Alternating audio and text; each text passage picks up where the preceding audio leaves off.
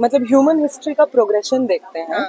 तो हम human history के प्रोग्रेशन में देखते हैं कि जब हमारे पास साइंस नहीं था, विज्ञान नहीं था, तो हम जब ऊपर से बिजली गिरती थी तो हम सोचते थे कि अच्छा गुस्सा हो गए, हमारी फसल इसलिए नाश कर रहे हैं, कोई एक शक्ति है जो हमसे ज्यादा ताकतवर है। और सच में तब जो प्रकृति की ताकतें थी, चाहे वो मौसम बदलना हो, चाहे वो बिजली गिरना हो, भूकंप आना हो, वो तमाम ताकतें जो थी आप मानते थे कि वो आपसे बड़ी ताकतें हैं, क्योंकि तब इंसान के पास विज्ञान नहीं था, तकनीक नहीं थी कि वो प्रकृति पे विजय पा ले। लेकिन आज आप देख रहे हैं कि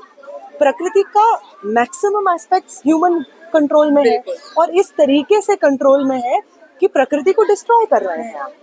तो ये जो समझदारी इतने साल पहले थी, जिससे हम हजारों कदम आगे बढ़ाए थे, वो समझदारी की महिलाएं जब बोलने लगती हैं, घर से निकलने लगती हैं, तो समाज का नाश हो जाता है। हर धर्म में आपको ऐसे तत्व मिल जाएंगे। हिंदुइज्म कहता है कलयुग में क्या होगा, कलयुग का सबसे बड़ा सिंबल क्या है कि लड़कियां लूज हो जाएंगी, इंटर कास्ट मैरिज हो रही होगी, ये उसका सबसे कैरेक्टरिस्टिक फीचर है। इसी तरीके से हर धर्म में आपको ये एस्पेक्ट मिल जाएगा कि इंटरमिक्सिंग नहीं होना चाहिए, प्योरिटी मेंटेन होना चाहिए। तो इन तमाम समझदारियों से, और वो समझदारी जो समाज को पीछे खींचता था, वो तमाम समझदारी जिसके माध्यम से समाज के कमजोर तबके कमजोर रहते थे, दबे कुचले रहते थे, वो तमाम समझदारियां जो कहते थे कि दलितों के हाथ का छुआ हुआ नहीं खा सकते हैं, वो पढ़ाई नहीं कर सकते हैं, ये तमाम समझदारियों से समाज आगे बढ़ गया था। लेकिन क्योंकि आरएसएस ये मानता है कि ये तमाम समझदारियों से आगे बढ़ने का समय नहीं है, ये इन तमाम समझदारियों को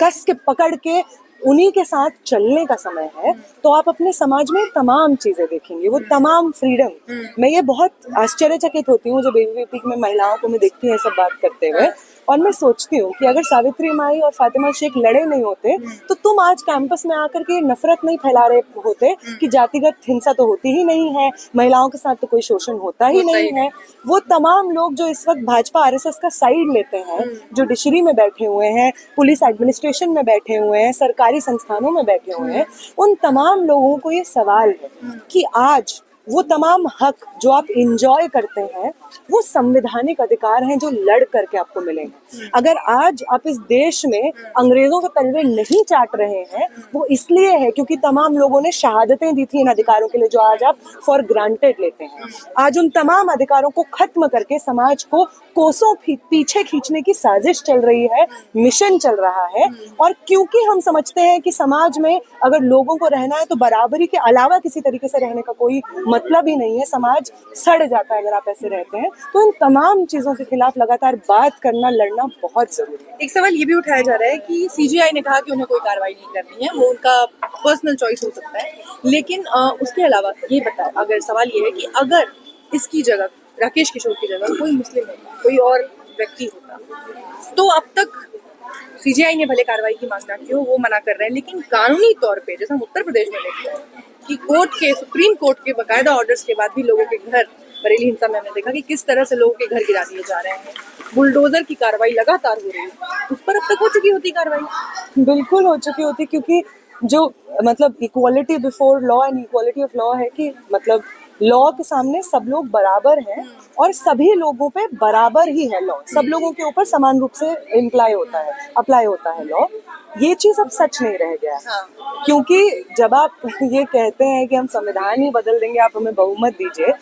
और मनुस्मृति ले आएंगे, तो आप बेसिकली क्या कह रहे हैं? आप यही तो कह रहे हैं। संविधान क्या करता है? संविधान इस देश में हर नागरिक को, चाहे उसके जेब में कितना पैसा हो, वो किसी जाति, किसी धर्म, किसी लिंग से आता हो, उसको समान करता है संविधान। और जब आप संविधान बदलने की बात करते हैं तो आप ये मानते हैं, आरएसएस के तो जो आइडियोलॉग्स हैं, गोलवलकर, सावरकर, हेडगेवार, ये सब लोग तो कहते हैं कि अगर इस देश में मुसलमानों को रहना है तो उन्हें सेकेंडरी सिटीजन बन के रहना होगा। वो कहते हैं, वो तो अपनी इंस्पिरेशन नाज़ी जर्मनी से लेते हैं ना, वो कहते हैं कि जर्मनी से हमें सीखने की जरूरत है। जिस तरीके से वो रेस प्योरिटी के मुहिम में लगे हुए हैं और कहीं से भी यहूदियों को आने नहीं दे रहे हैं, उसको सेकंड क्लास सिटीजन बना दिया गया है, हमें भी अपने देश में वही करना होगा। वो तमाम आरएसएस की समझदारी जो कहती है कि दलित तो पढ़ने नहीं चाहिए, दलित पब्लिक स्पेसेस में नहीं आने चाहिए, नीचे ही रहने चाहिए, हमसे बराबरी में नहीं आने चाहिए, ये तो वही समझदारियों को इम्प्लाई करते हैं ना। तो वो तमाम लोग जो आरएसएस में बैठ के इक्वालिटी का ढोंग रचते हैं,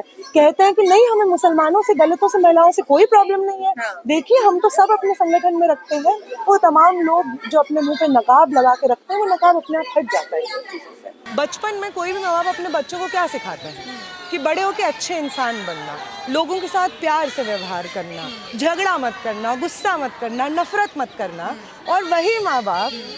जब बाद में जाते हैं,